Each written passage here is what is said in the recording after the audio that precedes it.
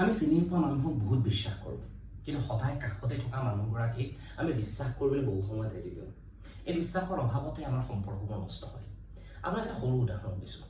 আপুনি বাছত জীৱনত কেতিয়াবা নহয় কেতিয়াবাতো উঠিছে, আপুনি হয়তো ট্ৰেইনতো উঠিছে, প্লেনত যদিও উঠা নাই কেতিয়াবা নহয় কেতিয়াবা আপুনি উঠিব।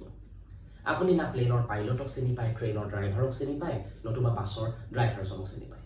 তথাপিতো আপুনি যাত্ৰা কৰে, আকাশেৰে যাত্ৰা কৰে, সাগৰত যাত্ৰা কৰে, ৰাস্তাত যাত্ৰা কৰে। কিয়? কাৰণ আপুনি ড্ৰাইভাৰজনৰ ওপৰত বিশ্বাস, আপুনি কোনোদিন সোনকালে চিনি নোপোৱা ড্ৰাইভাৰ বা পাইলটজনক আপুনি বিশ্বাস কৰে যে তেওঁ আপোনাক সুন্দৰভাৱে এটা ঠাইৰ পৰা আন ঠাইলৈ লৈ যাব। এইটো এটা সৰু যাত্ৰা, জীৱনৰ এটা সৰু যাত্ৰা। কিন্তু জীৱনৰ ডাঙৰ যাত্ৰাবোৰত আমি যি আমাৰ কাষতে থাকে তেওঁক বিশ্বাস নকৰোঁ, আৰু সেইবাবে আমাৰ সম্পৰ্কবোৰ নষ্ট হয়। জীৱনটো ক'ৰবাত নহয় ক'ৰবাত হাঁহিৰ সলনি চকু পানীৰে আৰম্ভ হয়, শেষ হয়। গতিকে বিশ্বাস কৰিব শিকিব লাগে। আৰু যদি ক'ৰবাত বিশ্বাস ভাঙিছে তেতিয়াহ'লে ইজনে সিজনৰ লগত আলোচনা কৰিব লাগে যে এইটো কাৰণত আমাৰ ক'ৰবাত নহয় ক'ৰবাত এটা প্ৰব্লেম হৈছে, এই প্ৰব্লেমটো আমি ছল্ভ কৰাটো দৰকাৰ।